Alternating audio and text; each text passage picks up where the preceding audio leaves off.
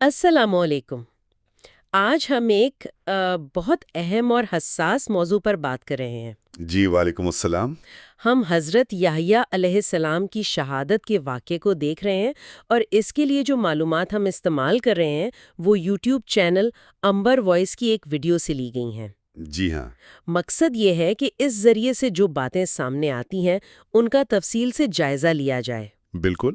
اور گفتگو کا آغاز شاید اس نکتے سے کرنا چاہیے جو ذریعہ خاص طور پر اجاگر کرتا ہے، یعنی انبیاء اور نیکی کا حکم دینے والوں کے قتل کے سنگین نتائج۔ اچھا۔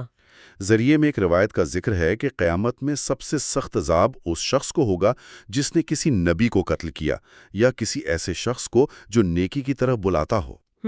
یہ تو بہت سخت وعید ہے۔ جی، اور ذریعہ تو یہ بھی کہتا ہے کہ بنی اسرائیل نے ایک موقع پر ایک ہی دن میں 43 انبیاء اور 170 نیک لوگوں کو قتل کر دیا تھا۔ اللہ اکبر۔ اچھا، تو اس ذریعے کے مطابق حضرت یحییٰ علیہ السلام خود کون تھے؟ ان کا تعارف کیا ہے؟ وہ حضرت زکریا علیہ السلام کے بیٹے تھے جو خود بھی نبی تھے۔ حضرت یحییٰ وہ ان کے والد کی بڑھاپے میں مانگی گئی دعا کے جواب میں پیدا ہوئے، جی۔ اور اللہ تعالیٰ نے خود ان کا نام یحییٰ رکھا۔ ذریعہ کہتا ہے کہ یہ نام پہلے کسی کا نہیں تھا۔ اور ایک اور خاص بات، انہیں بچپن ہی میں نبوت مل گئی تھی۔ بچپن میں؟ اچھا، اور حضرت عیسیٰ علیہ السلام سے ان کا کیا تعلق بیان ہوا ہے؟ جی، ذریعہ کے مطابق ان کی والدہ اور حضرت عیسیٰ علیہ السلام کی والدہ آپس میں بہنیں تھیں۔ ہو، تو خالہ زاد بھائی ہوئے؟ جی بالکل، خالہ زاد بھائی۔ حضرت یحییٰ حضرت عیسیٰ سے تقریباً 6 ماہ بڑے تھے، اور ذریعہ یہ بھی کہتا ہے کہ وہ پہلے شخص تھے جنہوں نے حضرت عیسیٰ کی نبوت کی تصدیق کی۔ صحیح۔ ان کی اپنی شخصیت، ان کا رہن سہن کیسا تھا؟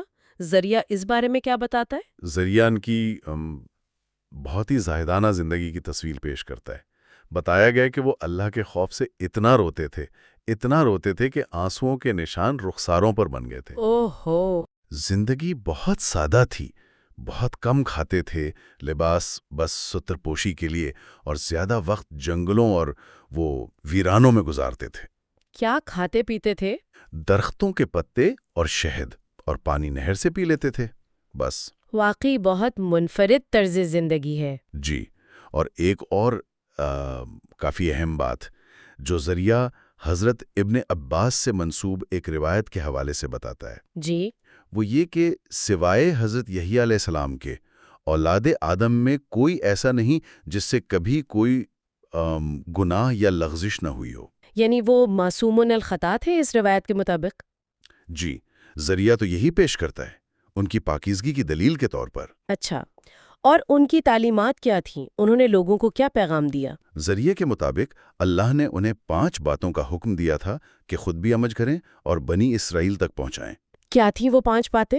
انہوں نے بیت المقدس میں لوگوں کو جمع کیا اور فرمایا، پہلا، صرف اللہ کی عبادت کرو، شرک نہ کرو۔ دوسرا، نماز قائم کرو خشوع و خضوع سے۔ جی۔ تیسرا، روزے رکھو۔ چوتھا، صدقہ کرو۔ اور 5واں، کثرت سے اللہ کا ذکر کرو۔ بنیادی دینی احکامات؟ جی بالکل۔ تو پھر شہادت کا واقعہ کیسے پیش آیا؟ اتنا پاکیزہ انسان، حق بات کہنے والا، یقیناً ٹکراؤ ہوا ہوگا۔ جی، ذریعہ یہی بتاتا ہے۔ اس زمانے کا جو یہودی بادشاہ تھا ہیرودیاس، وہ عیاش قسم کا تھا، اور اس نے اپنے بھائی فلپ کی بیوی ہیرودیاس کو اپنے پاس رکھا ہوا تھا بغیر نکاح کے۔ اچھا، یہ تو غلط تھا۔ بالکل غلط، غیر شرعی فعل تھا۔ حضرت یحییٰ علیہ السلام نے اس پر کھل کر تنقید کی، انہوں نے حق بات کہی۔ تو پھر انہیں گرفتار کر لیا گیا؟ جی، اسی حق گوئی کی پاداش میں انہیں پکڑ کر قید خانے میں ڈال دیا گیا۔ بادشاہ ہیرودیس کا اپنا کیا رویہ تھا ان کے بارے میں؟ ذریعہ کہتا ہے کہ بادشاہ وہ دل میں ان کی عزت بھی کرتا تھا اور شاید ڈرتا بھی تھا ان سے، لیکن وہ جو عورت تھی ہیرودیاس، وہ ان کی جان کی دشمن بن گئی۔ پھر ہوا یہ کہ بادشاہ کی سالگرہ کی تقریب تھی، ہیرودیاس کی بیٹی نے وہاں رقص کیا، بادشاہ بہت خوش ہوا۔ جی۔ کی نے اپنی ماں سے پوچھا تو ماں نے کہا، یحییٰ کا سر مانگ لو۔ اللہ، کیا کہا ہے؟ سر مانگ لو؟ جی، اور لڑکی نے بادشاہ سے یہی مانگ لیا۔ اور بادشاہ نے؟ اس نے یہ مان لیا؟ ذریعہ کہتا ہے کہ وہ ہچکچایا، لیکن پھر محفل کے دباؤ میں یا جو بھی وجہ تھی، اس نے حکم دے دیا۔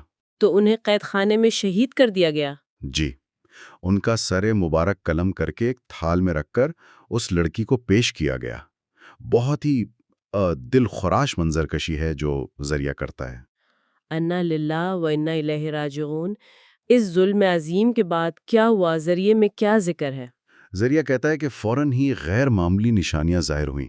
آسمان سے خون برسا، سورج کا رنگ سرخ ہو گیا۔ خون برسا؟ جی، ذریعہ یہی بتاتا ہے۔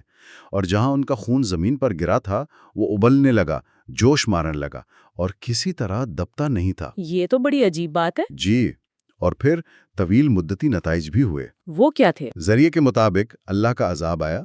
روم کے حکمران نے وہ ہیرودس پر حملہ کرنے کے لیے فوج بھیجی۔ اس فوج نے قسم کھائی کہ جب تک یہ خون ابلنا بند نہیں ہوتا وہ یہودیوں کو قتل کرتے رہیں گے۔ اچھا۔ اور ہزاروں یہودی مارے گئے۔ ہیرودس اور ہیرودیاس انہیں جلا وطن کر دیا گیا اور وہ بڑی بری حالت میں بھوک پیاس سے مرے۔ ذریعہ تو رومی فوج کو خدا کا لشکر کہتا ہے۔ یعنی اس واقعے کو براہ راست خدائی انتقام کے طور پر پیش کیا گیا ہے۔ جی، ذریعہ تو یہی تاثر دیتا ہے۔ اس ذریعے میں ایک اور واقعہ کا بھی ذکر ہے آخر میں، جو تھوڑا سا الگ ہے۔ ہاں، وہ دمشق والی بات۔ ذریعہ کہتا ہے کہ بعد میں جب دمشق کی مسجد بن رہی تھی تو ولید بن عبد الملک کے زمانے میں ایک صندوق ملا۔ جی۔ اس پر لکھا تھا کہ یہ حضرت زکریا علیہ السلام کا سر ہے، اور ذریعہ کہتا ہے کہ وہ بالکل تر و تازہ تھا، چہرہ و بال جیسے ابھی شہید ہوئے ہوں۔ لیکن یہ حضرت زکریا کا ذکر ہے، حضرت یحییٰ کا نہیں؟ جی، یہ بات قابل غور ہے کہ آخر میں ذریعہ حضرت زکریا کا ذکر کرتا ہے، حضرت یحییٰ کا نہیں۔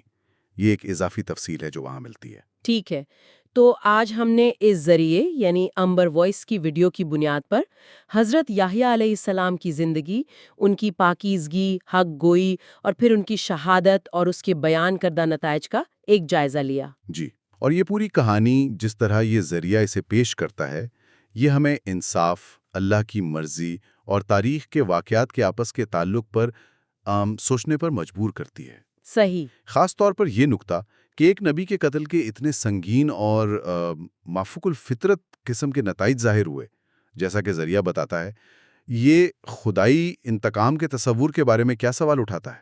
یہ ایک پہلو ہے جس پر مزید غور کیا جا سکتا ہے۔